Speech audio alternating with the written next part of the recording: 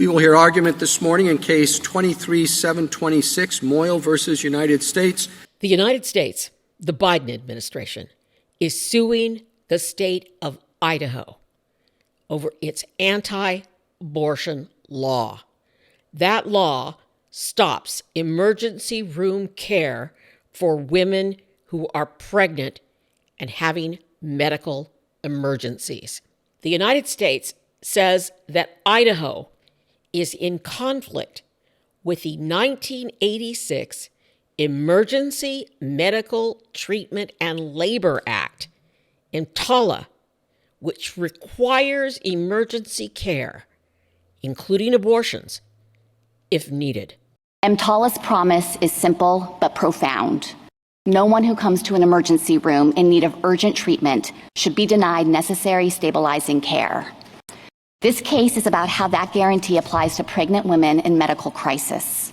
In some tragic cases, women suffer emergency complications that make continuing their pregnancy a grave threat to their lives or their health. A woman whose amniotic sac has ruptured prematurely, for example, needs immediate treatment to avoid a serious risk of infection that could cascade into sepsis and the risk of hysterectomy. A woman with severe preeclampsia can face a high risk of kidney failure that could require lifelong dialysis. In cases like these, where there is no other way to stabilize the woman's medical condition and prevent her from deteriorating, EMTALA's plain text requires that she be offered pregnancy termination as the necessary treatment. And that's how this law has been understood and applied for decades. That usually poses no conflict with state law.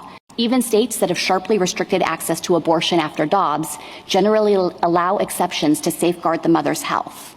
But Idaho makes termination of felony punishable by years of imprisonment unless it's necessary to prevent the woman's death. I think I understood my friend today to acknowledge several times that there is daylight between that standard and the necessary stabilizing treatment that EMTALA would require. And the Idaho Supreme Court recognized the same thing when it specifically contrasted the necessary to prevent death exception and said it was materially narrower than a prior Idaho law that had a health exception that tracked EMTALA. The situation on the ground in Idaho is showing the devastating consequences of that gap. Today, doctors in Idaho and the women in Idaho are in an impossible position.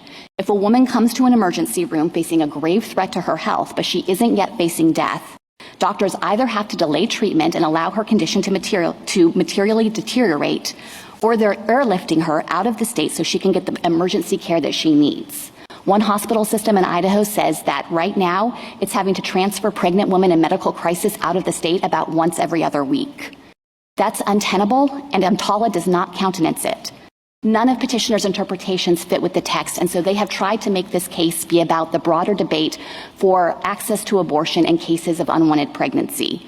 But that's not what this case is about at all. Idaho's ban on abortion is enforceable in virtually all of its applications.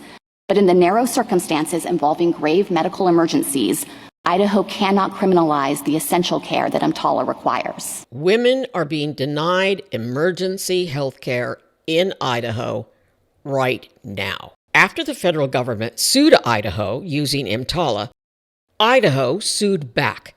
And that's why the case is now before the Supreme Court. Here's a soundbite from the Idaho lawyer. If ER doctors can perform whatever treatment they determine is appropriate, then doctors can ignore not only state abortion laws, but also state regulations on opioid use and informed consent requirements.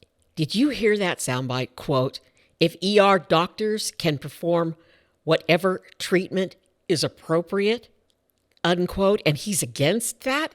Oh my God. Yes, doctors went to medical school so they can perform whatever treatment is appropriate. If they do something wrong, they're slapped with malpractice suits and more. Now, the court appeared divided in this case, but not along political lines. They were divided along gender lines, with the male justices asking technical legal questions, but the women justices, all of them, even the conservative, asking about women's lives.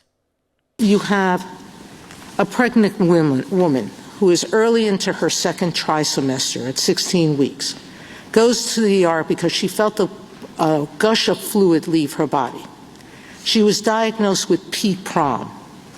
The doctors believe that a medical intervention to terminate her pregnancy is needed to reduce the real medical possibility of experiencing sepsis and uncontrolled hemorrhage from the broken sac.